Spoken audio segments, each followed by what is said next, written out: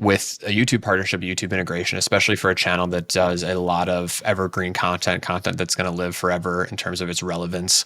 It could catch, once it goes live, or it could catch a year from now, right? In terms of people discovering it and watching it, that lives forever. YouTube integrations live forever to a degree, right? There's some big creators where they'll say, hey, this integration will live for 60 days and then we're going to take it out.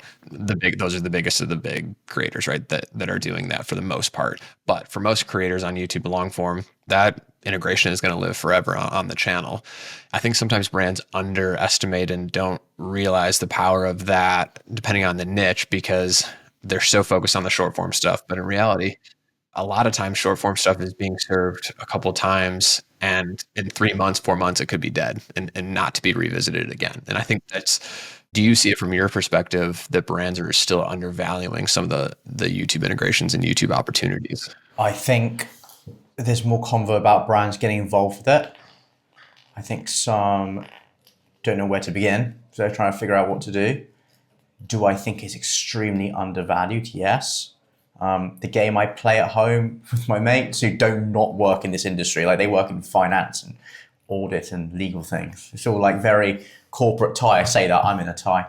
But I play the game of like, name me 5 TikTokers, Instagram real people, and they're like, oh, it's that guy who does this or this girl who does that and all these things, which is great because basically going to prove my point here. But you don't know the names, you don't know them.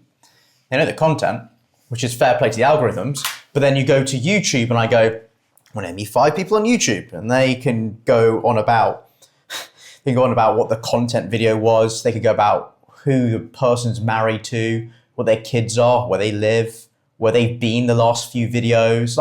And my answer to them is like, well, that's proven my point, the differences. Because if you're spending 10 minutes a week, only a week, which most of us do more, but 10 minutes a week, every single week for a year, it's a lot of time. A lot of freaking time.